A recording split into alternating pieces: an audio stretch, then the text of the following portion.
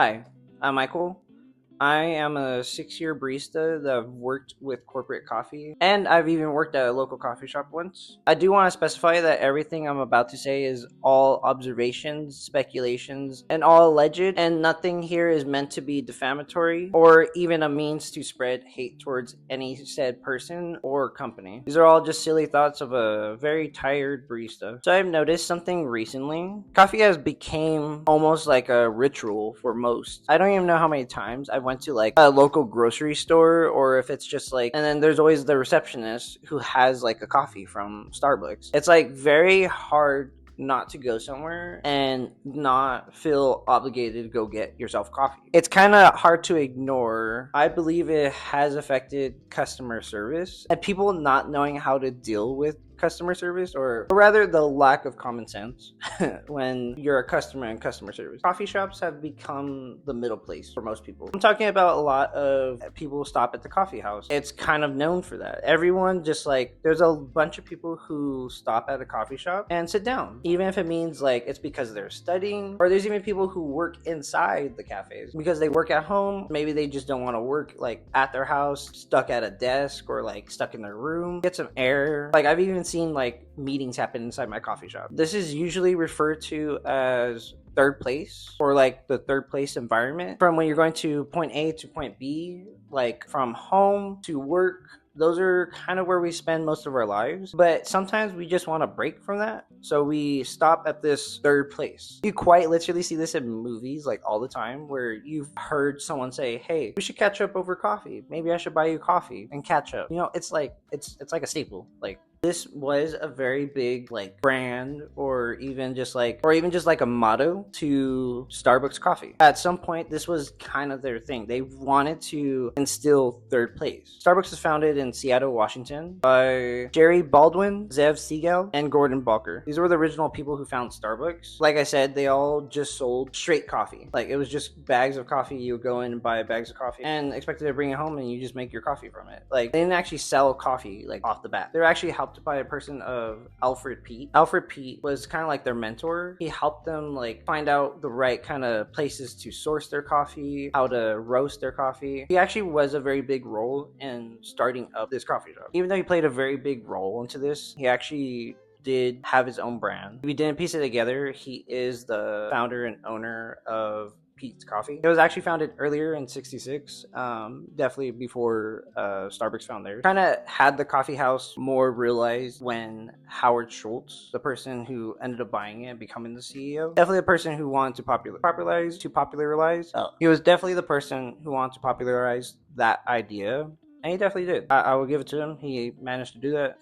It grew very fast, and like almost every couple years they grew hundreds and hundreds more stores, going from the one single store from Seattle to literally having one at every block. Like not only was the coffee hard to miss when people had it, but it was also kind of hard to miss when you got off like literally any exit. Like right now, go drive to any main street or highway, you can definitely just see a sign somewhere.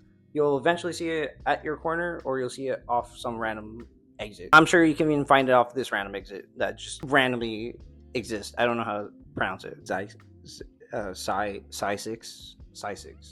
I'm sure even Sci 6 has a Starbucks off its exit. I didn't mean for this to be such a long history lesson on literally one store in particular. Ultimately, the real reason I wanted to point this out is so we have a better understanding of where things used to be and now where it lies. As clearly we just pointed out, it used to be something smaller and then became something really big and almost unimaginable that you probably wouldn't even thought about back then. It's debatable if it really started during his ownership of it, Howard Schultz, or if just recent years with the two last CEO out of many CEOs that just randomly buying this company, whoever the fuck wants it. Most of the time when we think coffee house, we think of just the cafe that's just there, the hole in the wall, or just someone, or just that one place that you visit, right? That's the place that you go in between. Definitely, I gotta say the part where it diverges from what a coffee house is when we started putting drive-throughs through it. I think that was probably where we crossed the line.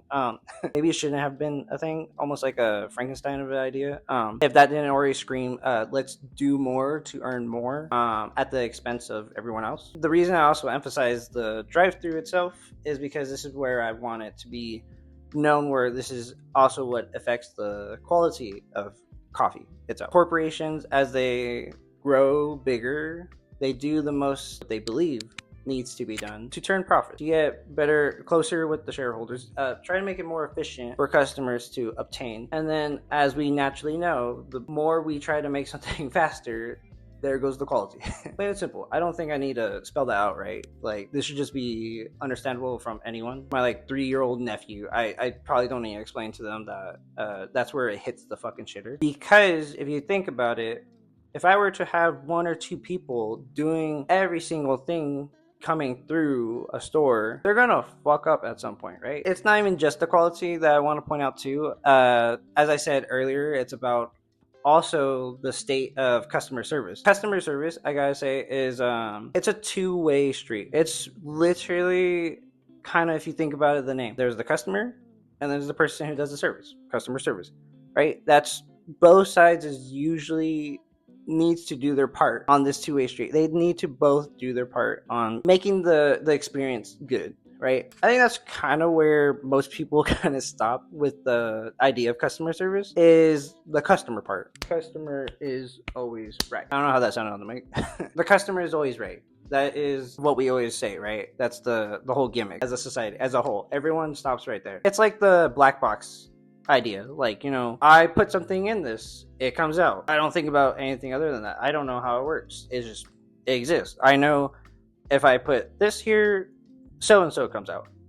I give money, I get something. That's kind of like where the thinking stops. Low brain cell kind of mentality, right? Like, me not get stuff, me angry. Like, that's kind of the vibes I get from that. I didn't get my thing right away, I'm gonna throw a pissy fit. And I get it. I'll look at it from the other standpoint. I would also be mad if I paid for something, I didn't get it, or I didn't get it the way I want. The service wasn't satisfactory, Sorry if I keep looking down. I'm trying to read and also make sure the camera's recording all the time.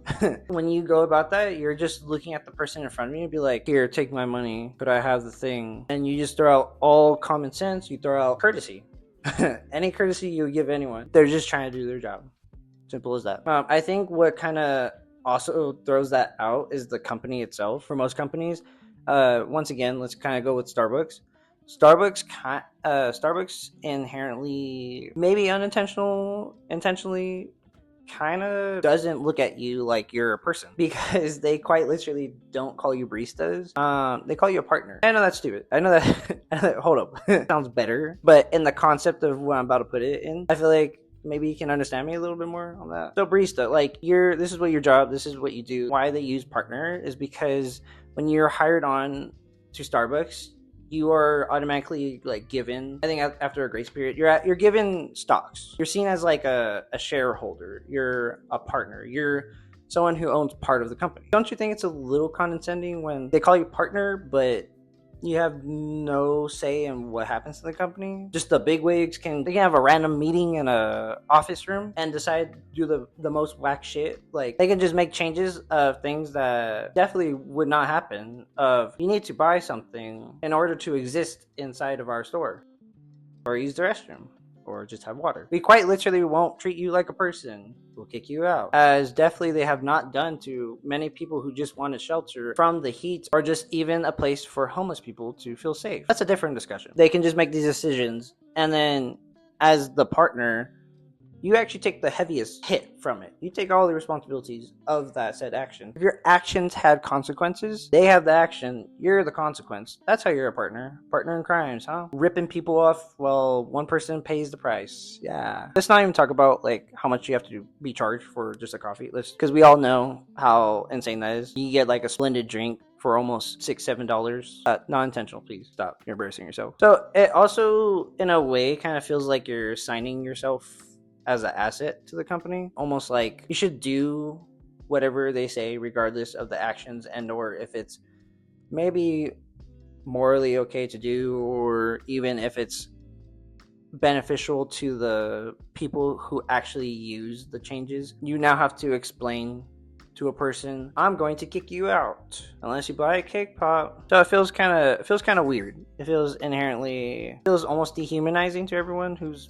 affected by it. Also, say they want to simplify the menu, but also add Mr. Beast. Don't know where that lies in original cafe experience. I don't know if Mr. Jimmy Beast had full experience of starting Starbucks and coffee shop. Maybe he's older than we think he is. Maybe he actually did start the first coffee shop. Honestly, I'm literally not surprised he doesn't already own a coffee shop. Didn't he have like a burger joint? He's gonna buy Starbucks. At some point, he is the CEO. One day, you're not gonna be surprised. I'm not gonna be surprised. I want to point out this is not just a singularity. If you didn't already know, during the pandemic, I believe around 2021, when the union started, because of the major backlash of the big changes being done by Howard Schultz, even to this day with Brian Nickelback, Brian Nicole. It's hard to pronounce his name. So it's Starbucks Workers United. That's what started. As it says here, even on their website, almost like the reasoning why it started, because of short staffing and unpredictable scheduling, low wages, harassment,